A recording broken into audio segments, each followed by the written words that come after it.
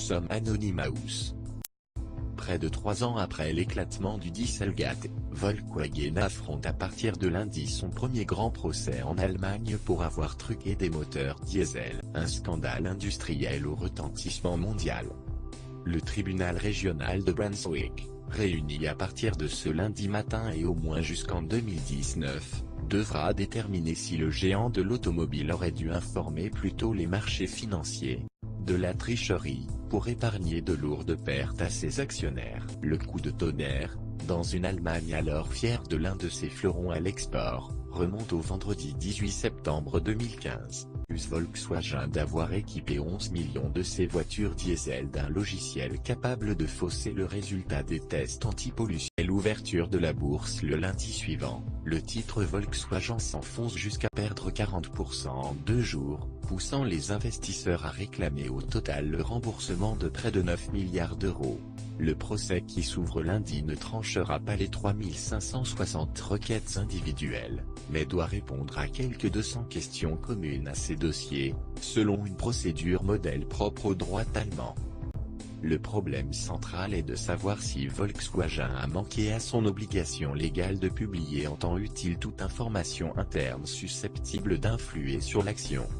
Les avocats du fonds d'investissement de K, qui fait office de requérant modèle dans ce procès, soutiennent que la direction était au courant de la fraude et aurait dû la révéler entre 2008, quand le logiciel a été mis en place, et septembre 2015. Le premier constructeur mondial assure de son côté que l'initiative de la tricherie revient à une poignée d'ingénieurs, à l'insu de leurs supérieurs. Une fois alertée par les autorités américaines, la direction n'aurait pas mesuré l'ampleur de l'affaire, selon Volkswagen. Le rôle de Martin Winterkorn, ingénieur de métier resté aux commandes de Volkswagen de 2007 à 2015 et qui se vantait de connaître chaque boulon de ses modèles, devrait être particulièrement scruté. Volkswagen a indiqué en 2016 que son ex-patron avait été mis au courant par un mémo de mai 2014 d'irrégularités sur les niveaux d'émissions aux États-Unis, sans préciser si Martin Winterkorn l'avait lu. L'audience de Brunswick est loin d'être la seule procédure judiciaire en cours dans le cadre du Dieselgate, dans lequel plusieurs constructeurs n'en finissent plus de s'embourber. Plusieurs parquets allemands ont ouvert des enquêtes pour fraude, manipulation de cours de bourse ou publicité mensongère contre des salariés de Volkswagen mais aussi ses marques Audi et Porsche, ainsi que Daimler et l'équipementier Bosch.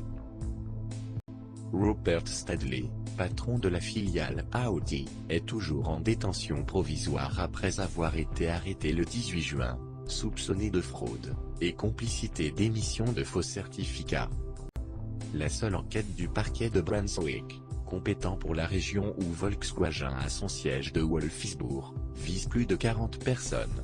Au-delà des responsabilités individuelles, Volkswagen s'est par ailleurs vu infliger en juin 1 milliard d'euros d'amende par le même parquet, pour manquement au devoir de surveillance, la seule incrimination pénale susceptible d'être reprochée. Une entreprise. Jusqu'à présent, le Dieselgate a coûté au groupe plus de 27 milliards d'euros en rappel de véhicules et procédures judiciaires. Aux États-Unis, où Volkswagen a plaidé coupable pour fraude et obstruction à la justice, 8 anciens et actuels dirigeants de Volkswagen, dont Martin Winterkorn, ont été inculpés, notamment pour fraude et conspiration. Un cadre d'Audi y a également été mis en examen. Parmi ces 9 personnes, 2 ingénieurs ont déjà été